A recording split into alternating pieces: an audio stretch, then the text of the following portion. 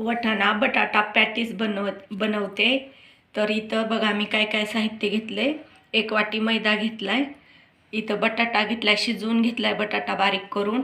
इथं वाटाणा पण शिजवून घेतलाय, ओला वाटाणा आहे हा।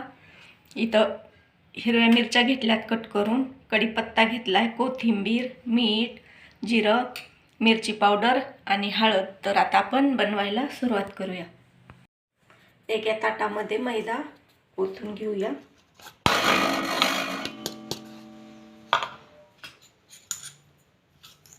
त्याच्यामध्ये चवीप्रमाणे मीठ घालूया।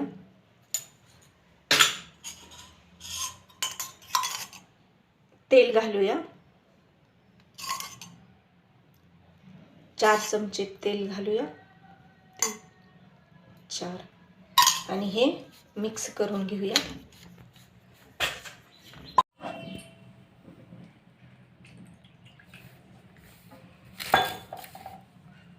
बघा ह्याचा असा मुटका होईपर्यंत तेल घालून घ्यायचं। म्हणजे 4 चमचे घातले मी।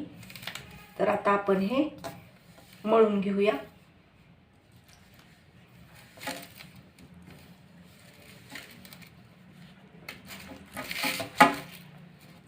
बघा मैदा आपला मळून तयार झालाय।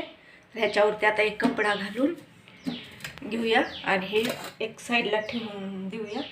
आता हे सारण आपण बनवून घेऊया। हिरवी मिरची घालूया,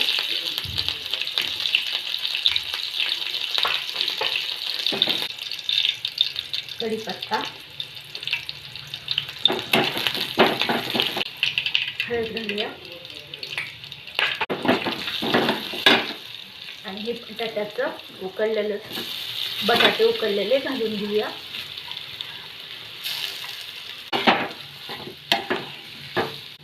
उकळलेला वाटाणा घालूया, चवीप्रमाणे मीठ,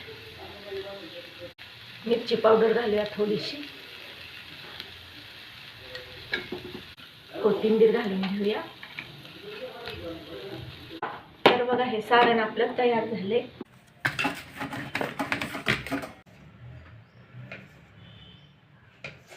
आणि हे लाटून घेऊया। पोळी आपली लाटून झाले, तर राहिलेल्या पण पोळ्या आपण लाटून घेऊया। आता आपण साठा बनवून घेऊया। तेल घालूया, त्याच्यावरती हा साठा लावून घेऊया। थोडासा मैदा भरभरून घेऊया। दुसरी पोळी घालून घेऊया त्याच्यावरती।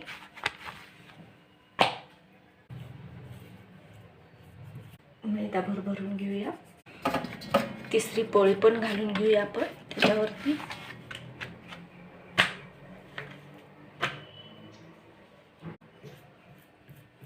मैदा भरभरून घेऊया। हा भाग इथपर्यंत दुमटा करून घेऊया। इकडल्या साईडचा पण भाग याच्यावरती घालून घेऊया आणि हा भाग याच्यावरती।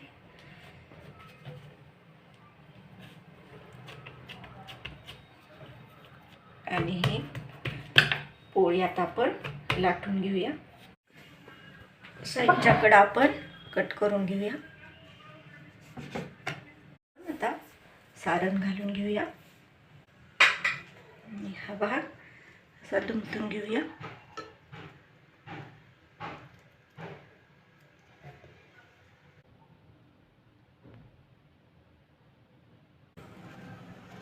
आता आपण पॅटीस तळून घेऊया। हे आपले तळून झाले, तर आता आपण काढून घेऊया। बघा आपले बटाटा वाटाण्याचे पॅटीस तयार झालेत।